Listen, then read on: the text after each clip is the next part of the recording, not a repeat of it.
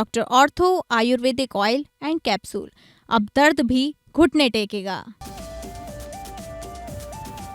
ममता बनर्जी को एक और झटका। टीएमसी सांसद कोयल मलिक ने राज्यसभा से दिया इस्तीफा। कोयल मलिक ने इस्तीफे की वजह नहीं बताई। टीएमसी के राज्यसभा से इस्तीफा देने वाले सांसदों की संख्या 4 हुई। कांग्रेस संसदीय दल की बैठक। सोनिया राहुल खड़गे की मौजूदगी में संसद सत्र के लिए विपक्ष के एजेंडे पर मंथन किया गया। कांग्रेस परिसीमन बिल का पुरजोर विरोध करेगी। चंदा चोरी मुद्दा संसद में उठाएगी कांग्रेस। संसद का मॉनसून सत्र 20 जुलाई से शुरू हो रहा।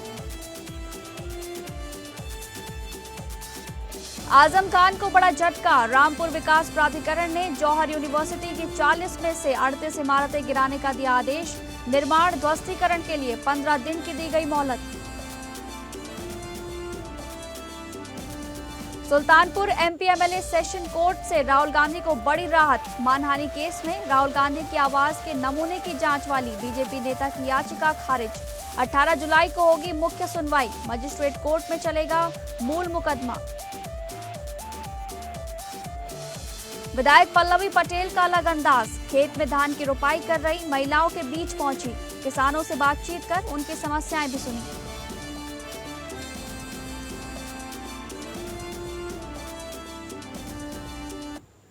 नमस्कार, आप सभी का बहुत बहुत स्वागत है इस बुलेटिन में। मैं हूं आपके साथ शालिनी राणा। शुरुआत करेंगे बुलेटिन की, जहां पर तृणमूल कांग्रेस की सांसद कोयल मलिक ने राज्यसभा से इस्तीफा दे दिया है। कोयल मलिक टॉलीवुड की लोकप्रिय अभिनेत्री मानी जाती हैं।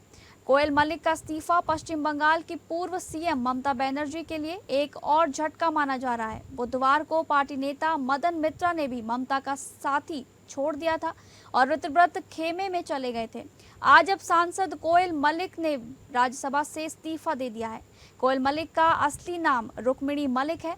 वे एक प्रसिद्ध बंगाली अभिनेत्री हैं। वे मुख्य रूप से टॉलीवुड की टॉली क्वीन के नाम से भी जानी जाती हैं।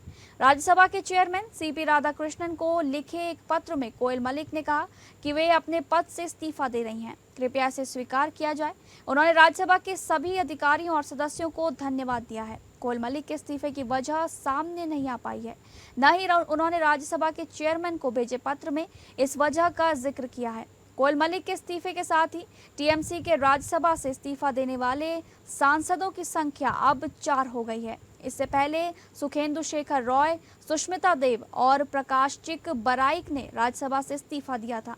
अब इस सूची में कोयल मलिक का नाम भी जुड़ गया है, लेकिन उन्होंने अचानक ये फैसला क्यों लिया, इसकी कोई जानकारी अभी तक सामने नहीं आई है।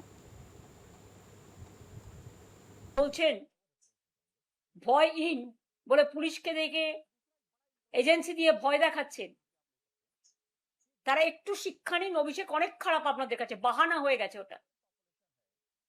তো অভিষেকের বউ যদি 1.5 বছরের বাচ্চাকে নিয়ে সিবিআই অফিসে যেতে পারে সাক্ষী দিতে, তাকে ডেকে পাঠানো হয়েছিল, তখন আপনাদের মনে নেই? আজকে আমি যখন ফেসবুক করছি সেদিনও ডেকে পাঠানো হয়েছে। 25টা 30টা কেস দেয়া হয়েছে। সেটা সহ্য করছে, একটু সেটিং করে নিলে সব থেকে রিলিফ হতে পারতো। তাহলে যাদের আজকে আপনারা বলছেন বাহানা দেখিয়ে যে অভিষেক হচ্ছে আপনাদের আয়না, তাই আপনারা চলে যাচ্ছেন, এটা আপনাদের বাহানা। অভিষেকের সব অন্যায় ক্ষমা হয়ে গেছে যদি আপনাদের চোখে কোনো অন্যায়ও করে থাকে। যে সে আজকে লড়ে যাচ্ছে বাঘের মতো, এরাই লড়বে। তার কারণ এরা 50 বছর আগামী দিন রাজনীতি করবে। अगली खबर का रुख करेंगे, जहां पर संसद का मॉनसून सत्र 20 जुलाई से शुरू हो रहा है। संसद सत्र की शुरुआत से पहले गुरुवार को कांग्रेस संसदीय दल की बैठक हुई है। इस बैठक में संसद सत्र के लिए विपक्ष के एजेंडे पर मंथन किया गया। बैठक के बाद जयराम रमेश और सैयद नासिर हुसैन ने कहा कि उन मुद्दों पर चर्चा हुई जिन्हें पार्टी संसद में उठाएगी। सरकार जो विधेयक लाने की कोशिश में है, उससे निपटने की रणनीति पर भी बातचीत की गई है। जयराम रमेश ने बैठक को लेकर कहा कि सोनिया गांधी की अध्यक्षता में करीब 1.5 घंटे तक बैठक चली। उन्होंने कहा कि जिन विधेयकों के आने के आसार जताए जा रहे हैं, उन पर अभी अंतिम राय बनाने का सवाल नहीं है। जयराम रमेश ने कहा कि सरकार ने 19 जुलाई को सर्वदलीय बैठक बुलाई है। सरकार की ओर से इस बैठक में इस सत्र के लिए अपने एजेंडे की जानकारी दी जाएगी। उन्होंने दावा किया कि सर्वदलीय बैठक में 35 लोग शामिल होते हैं, लेकिन सरकार की ओर से बोलते केवल 4 लोग हैं। जयराम रमेश ने कहा कि परिसीमन बिल को लेकर भी बैठक में चर्चा की गई है। इस बिल को लाने के लिए गृह मंत्री गंभीर प्रयास कर रहे हैं। कांग्रेस परिसीमन बिल का पुरजोर विरोध करेगी। उन्होंने ये भी कहा कि पीएम सीएम के खिलाफ कार्रवाई से संबंधित विधेयक का भी संसद में विरोध किया जाएगा। जयराम रमेश ने कहा कि कांग्रेस पार्टी खाद्य सुरक्षा कानून से जुड़े संशोधन विधेयक का भी विरोध करेगी। उन्होंने ये भी आरोप लगाया कि सरकार विरोध कर रही विपक्षी पार्टियों को तोड़कर 2/3 बहुमत जुटाने का प्रयास कर रही है। ये कोशिश सफल नहीं होगी। जयराम रमेश ने दावा किया कि राहुल गांधी, मल्लिकार्जुन खड़गे और कांग्रेस के अन्य नेता डीएमके और आम आदमी पार्टी समेत सभी पार्टियों के लगातार संपर्क में हैं। जो सुनने को मिला है कि गृह मंत्री प्रयास कर रहे हैं, परिसीमन विधेयक जो 17 अप्रैल को सरकार को 2/3 बहुमत नहीं मिला और काफी भारी हार हुई सरकार की, उस विधेयक को वो वापस लाना चाहते हैं। उस पर भी चर्चा हुआ आज इस बैठक में। जो बर्खास्त करने वाली विधेयक है, जिस पर जेपीसी का गठन हुआ, जिस जेपीसी का बहिष्कार विपक्ष पार्टियों ने किया, उस पर भी बहस हुआ।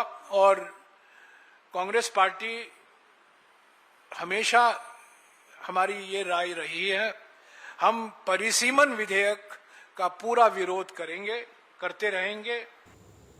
अगली खबर, जेल में बंद समाजवादी पार्टी के वरिष्ठ नेता मोहम्मद आजम खान के ड्रीम प्रोजेक्ट जौहर यूनिवर्सिटी पर बड़ी कार्रवाई की गई है। यूनिवर्सिटी के 40 में से 38 भवनों को बिना नक्शा पास कराए निर्माण करने के चलते अवैध करार देकर रामपुर विकास प्राधिकरण ने आदेश पारित करते हुए जौहर यूनिवर्सिटी के 38 भवनों को 15 दिन के भीतर स्वयं ध्वस्तीकरण करने के आदेश दिए हैं। जौहर यूनिवर्सिटी रामपुर की तहसील सदर के ग्राम सिंहखेड़ा क्षेत्र में बनी हुई है, जो कि 2024 से रामपुर विकास प्राधिकरण के अंतर्गत आता है। ऐसे में यहाँ निर्मित भवनों के नक्शे पास कराए जाने की बाबत आरडीए ने जौहर यूनिवर्सिटी को नोटिस देकर जानकारी तलब की थी, परंतु संतोषजनक जवाब न मिलने पर अब ध्वस्तीकरण के आदेश पारित कर दिए गए हैं। जिलाधिकारी रामपुर अजय कुमार द्विवेदी ने जानकारी देते हुए बताया कि जौहर विश्वविद्यालय के भवन का निर्माण ग्राम सिंगनखेड़ा में हुआ है, जो आरडीए के क्षेत्र अंतर्गत आता है। जांच में ये भी ज्ञात हुआ था कि वहां जो भवन निर्माण हुआ है वो बिना अनुमति के है और इसके संबंध में उनको नोटिस भी दिया गया था। उन्होंने अपना लिखित जवाब प्रस्तुत किया है। इसके साथ ही आज प्रातःकाल व्यक्तिगत सुनवाई का भी अवसर दिया गया था। सारी कार्रवाई संपन्न होने के बाद ये तथ्य प्रकाश में आए हैं कि जौहर यूनिवर्सिटी में 40 भवनों का निर्माण किया गया था, जिनमें मात्र 2 ही भवन ऐसे हैं जिसका मानचित्र स्वीकृत है। शेष 38 जो भवन है जो बिना मानचित्र स्वीकृत बनाए गए थे। इस प्रकार से इसको अवैध निर्माण पाया गया। इसकी ध्वस्तीकरण का आदेश भी आज पारित किया गया है। जौहर विश्वविद्यालय का भवन का निर्माण ग्राम सिंगनखेड़ा में हुआ है, जो आरडीए के क्षेत्र के अंतर्गत आता है। ये जांच में ये ज्ञात हुआ था कि वहाँ पे जो भवन निर्माण हुआ है वो बिना अनुमति के हुआ है। इसके संबंध में उनको नोटिस दिया गया था। उन्होंने लिखित जवाब अपना प्रस्तुत किया है। इसके साथ ही आज प्रातःकाल व्यक्तिगत सुनवाई का भी अवसर दिया गया था। सारी कार्रवाई संपन्न होने के बाद ये तथ्य प्रकाश में आया है कि जौहर यूनिवर्सिटी में 40 भवनों का निर्माण किया गया था, जिसमें से मात्र 2 ही भवन ऐसे हैं जिनका मानचित्र स्वीकृत है। शेष 38 जो भवन है बिना मानचित्र स्वीकृत कराए बनाए गए थे। इस प्रकार से इसको अवैध निर्माण पाया गया और उसके ध्वस्तीकरण का आदेश आज पारित कर दिया गया है। सर टोटल कितने भवन हैं? कुल मिला के 40 भवन वहाँ पे पाए गए हैं, जिसमें से 2 का मानचित्र स्वीकृत कराया गया है। 38 भवन अवैध पाए गए हैं, जिनका ध्वस्तीकरण का आदेश आज पारित किया गया है।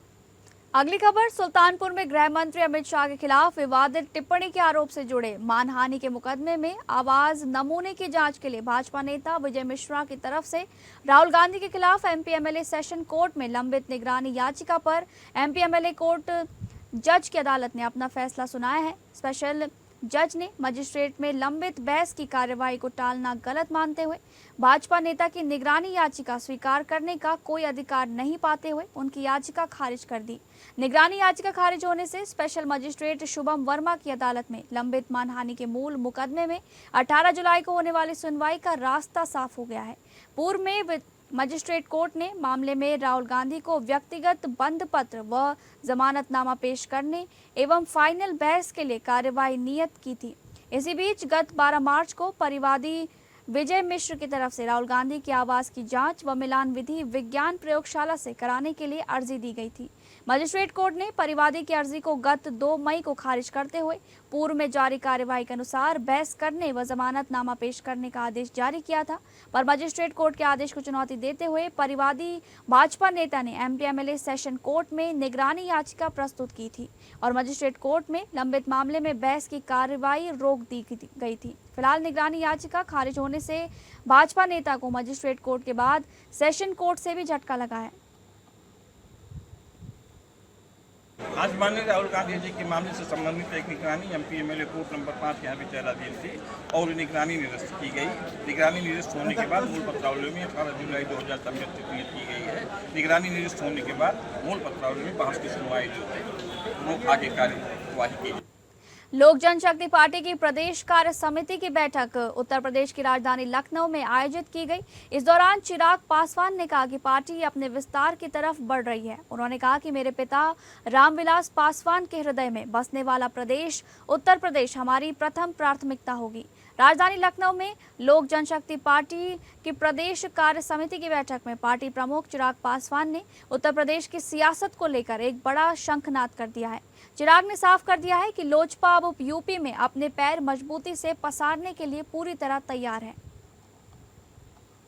देश के कई राज्यों में लोकल बॉडी के चुनाव में अपनी उपस्थिति दर्ज कराकर अलग अलग क्षेत्रों पर लोक जनशक्ति पार्टी रामविलास के जनप्रतिनिधि स्थानीय समस्याओं को लेकर वहां के लोगों की चिंताओं का समाधान करने का प्रयास करें। ऐसे में हमारे देश के सबसे बड़े राज्य उत्तर प्रदेश, जो मेरे नेता आदरणीय रामविलास पासवान जी के दिल के काफ़ी करीब जो राज्य रहा, और उन्होंने अपने रहते हुए भी हमेशा प्रयास किया कि बिहार के साथ साथ उत्तर प्रदेश में भी पार्टी का जनाधार संगठन को मजबूती देने का कार्य किया जाए। आज जब वो हम लोग के बीच नहीं है तो ये जिम्मेदारी पार्टी के हम सब कार्यकर्ताओं की बनती है कि उनकी सोच हम लोग आगे लेकर जाने का। अगली खबर का रुख करेंगे, जहां पर झारखंड के धनबाद की राजनीति में भाजपा सांसद डुल्लू महतो और निरसा से भाकपा माले विधायक अरूप चटर्जी के बीच सियासी टकराव अब खुलकर सड़क पर उतर आया है। एलिवेटेड फ्लाईओवर परियोजना को लेकर बुधवार को दोनों नेताओं ने निरसा में अलग अलग आक्रोश मार्च निकालकर शक्ति प्रदर्शन किया। महज 1 किलोमीटर की दूरी पर हुए दोनों कार्यक्रमों में जमकर राजनीतिक बयानबाजी हुई और दोनों नेताओं ने एक दूसरे पर गंभीर आरोप भी लगाए। एक और सीपीआई एमएल लिबरेशन के बैनर तले विधायक अरूप चटर्जी ने एलिवेटेड फ्लाईओवर का डीपीआर सार्वजनिक करने, निर्माण कार्य की निगरानी के लिए समिति बनाने, स्थानीय लोगों को रोजगार देने और कथित माफियाई एवं लूट संस्कृति के विरोध में आक्रोश मार्च निकाला। वहीं दूसरी ओर सांसद डुल्लू महतो ने अपने भाई और बाघमारा विधायक शत्रुघ्न महतो के साथ विकास विरोधियों के खिलाफ विशाल पैदल मार्च और जनसभा आयोजित की। विधायक अरूप चटर्जी ने दावा किया कि उनकी रैली बिना किसी प्रचार और खर्च के हुई है, जबकि भाजपा ने पिछले कई दिनों से करोड़ों रुपए खर्च कर भीड़ जुटाई है। उधर सांसद डुल्लू महतो ने पलटवार करते हुए कहा कि निरसा की जनता का आक्रोश ये साबित करता है कि विधायक विकास विरोधी हैं।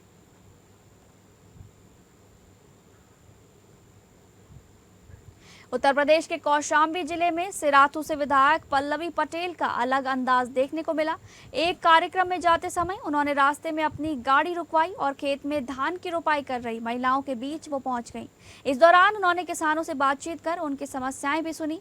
दरअसल सिराथू विधानसभा क्षेत्र की बड़ी ग्राम सभा खोखराज गांव में धान की रोपाई चल रही थी। इसी दौरान वहां से गुजर रही विधायक पल्लवी पटेल ने अपना काफिला रुकवाया और सीधे खेत में उतर गईं।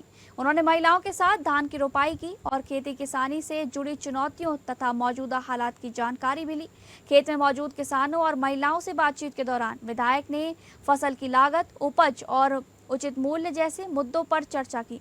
किसानों ने भी अपनी समस्याएं विधायक के सामने रखी। खेत में धान की रोपाई करते हुए विधायक की तस्वीरें और वीडियो लोगों के बीच चर्चा का विषय बनी हुई है। विधायक पल्लवी पटेल ने कहा कि किसान देश की पहचान है और कड़ी मेहनत से अन्न पैदा करता है, लेकिन कई बार उससे उसकी उपज का उचित मूल्य नहीं मिल पाता। उन्होंने कहा कि जब तक किसानों की मेहनत और उनकी समस्याओं को करीब से नहीं समझा जाएगा, तब तक उन्हें उनकी मेहनत का सही दाम दिलाना मुश्किल होगा।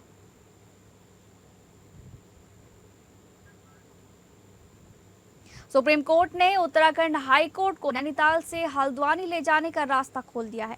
कोर्ट ने हाई कोर्ट के 8 मई 2024 के उस आदेश को रद्द कर दिया जिसमें राज्य सरकार द्वारा गोलापार में दी गई जमीन को ठुकरा दिया गया था। सीजेआई सूर्यकांत, जस्टिस जय माल्या बागची और जस्टिस वी मोहना की बेंच ने कहा कि ये मामला प्रशासनिक है, न्यायिक नहीं, इसलिए सरकार और हाई कोर्ट को बैठकर इसे सुलझाना चाहिए। सुप्रीम कोर्ट ने निर्देश दिया कि हल्द्वानी में हाई कोर्ट के लिए अलॉट की गई जमीन का कब्जा 6 हफ्ते के अंदर जैसे है जहां है की स्थिति में हाई कोर्ट को दिया जाए।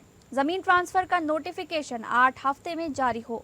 पेड़ काटने की बात पर सीजेआई ने कहा कि इलाके की हरियाली को नुकसान नहीं पहुंचना चाहिए, जरूरत पड़े तो पेड़ों के साथ ही कब्जा दिया जाए।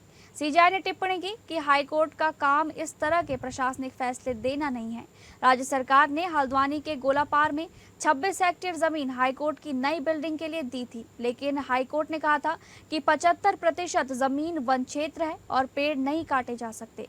साथ ही कोर्ट ने नैनीताल से शिफ्टिंग के पीछे ट्रैफिक, खराब कनेक्टिविटी, महंगाई और दूरदराज के जिलों के लोगों को दिक्कतें गिनाई। कोर्ट ने सरकार को 1 महीने में नई जमीन ढूंढने और वकीलों को आम जनता से राय लेने को कहा था। 2024 में सुप्रीम कोर्ट ने हाई कोर्ट के आदेश पर रोक लगा दी थी। अब अंतिम सुनवाई के बाद कोर्ट ने हाई कोर्ट का आदेश रद्द कर दिया और कहा कि इंफ्रास्ट्रक्चर से जुड़े मुद्दे प्रशासनिक बातचीत से तय हों।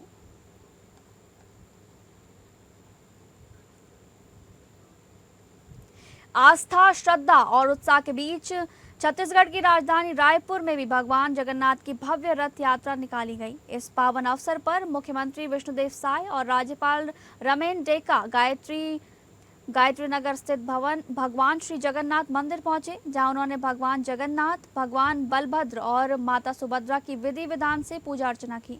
इसके बाद दोनों ने पारंपरिक रीति रिवाजों के साथ रथ यात्रा को रवाना किया और प्रदेशवासियों के सुख, समृद्धि एवं खुशहाली की कामना की। रथ यात्रा के शुभ अवसर पर राजधानी रायपुर का जगन्नाथ मंदिर श्रद्धालुओं से खचाखच भरा नजर आया।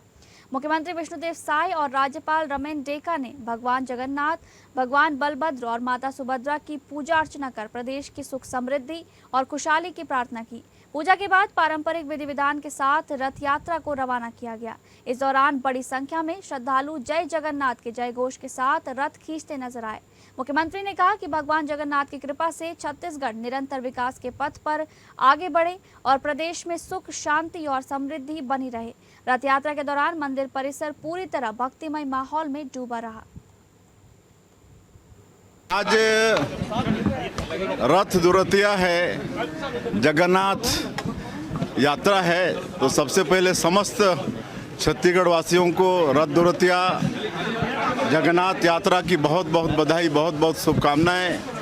आज हम लोग विधिवत जगन्नाथ महाप्रभु बलभद्र स्वामी और सुभद्रा माता का पूजन अर्चन किए हैं और छत्तीसगढ़ की खुशहाली के लिए कामना किए हैं और उनसे प्रार्थना है कि छत्तीसगढ़ के ऊपर हमेशा उनका आशीर्वाद बना रहे, छत्तीसगढ़ में खुशहाली हो, छत्तीसगढ़ में सबके घर में सुख और समृद्धि।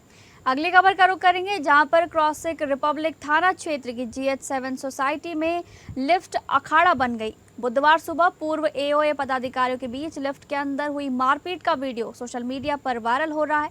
घटना के बाद सोसाइटी प्रबंधन ने पुलिस को सूचना दी।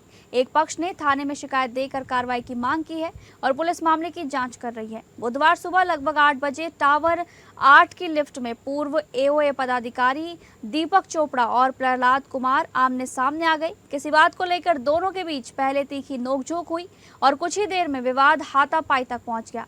पूरी घटना लिफ्ट में लगे CCTV कैमरे में कैद हो गई और वीडियो में दोनों एक दूसरे के साथ धक्का मुक्की और मारपीट करते दिखाई दे रहे हैं। इस दौरान लिफ्ट अलग अलग मंजिलों पर रुकती रही, लेकिन दोनों के बीच विवाद जारी रहा। मारपीट के दौरान एक महिला भी लिफ्ट में दिख रही है। 4 मिनट 41 सेकंड के वीडियो में 1 मिनट 50 सेकंड तक नोकझोंक होती है। इसके बाद मारपीट शुरू हो जाती है।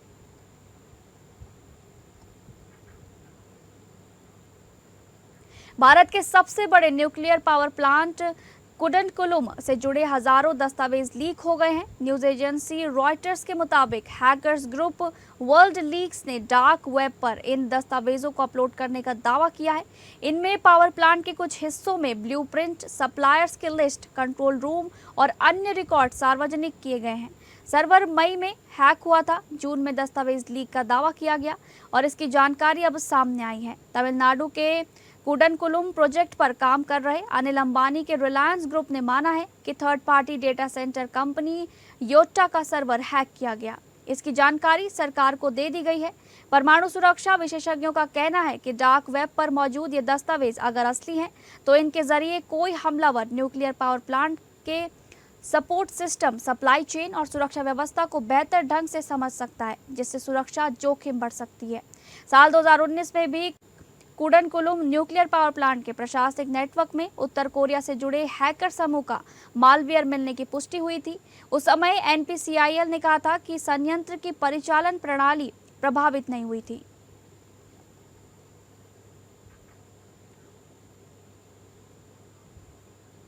अगली खबर, अमेरिका और ईरान के बीच सैन्य टकराव लगातार तेज होता जा रहा है। अमेरिका ने उत्तरी ईरान तक अपने हवाई हमलों का दायरा बढ़ा दिया है। वहीं अमेरिका ने ईरान पर लगाई गई अपनी नौसैनिक नाकेबंदी तोड़ने की कोशिश कर रहे एक व्यापारी जहाज पर भी कार्रवाई करते हुए उसे निष्क्रिय कर दिया। इसके जवाब में ईरान ने बहरीन और कुवैत की ओर मिसाइलों और ड्रोन से हमला किया। जॉर्डन ने भी कहा कि उसने अपनी ओर बढ़ रही 3 ईरानी मिसाइलों को हवा में ही मार गिराया। ईरानी अधिकारियों के मुताबिक हाल ही के अमेरिकी हवाई हमलों में अब तक 35 से ज्यादा लोगों की मौत हो चुकी है, जबकि 300 से ज्यादा लोग घायल बताए जा रहे हैं। ईरान के स्वास्थ्य मंत्रालय के प्रवक्ता हुसैन कैरमनपौर ने बताया कि ये मौजूदा संघर्ष में पहली बार जारी किया गया आधिकारिक कुल आंकड़ा है। अमेरिकी सेंट्रल कमांड ने कहा कि अमेरिकी सेना ने एक खाली तेल टैंकर को निष्क्रिय कर दिया। ये जहाज ईरान के एक बंदरगाह की ओर जा रहा था। आरोप है कि टैंकर ने इस्लामिक गणराज्य पर लगाए गए नौसैनिक नाकेबंदी का उल्लंघन करने की कोशिश करते हुए कई चेतावनियों को नजरअंदाज किया था। जवाब में ईरान ने बहरीन, कुवैत और जॉर्डन में अमेरिकी सैन्य ठिकानों पर मिसाइल और ड्रोन हमले करने का दावा किया।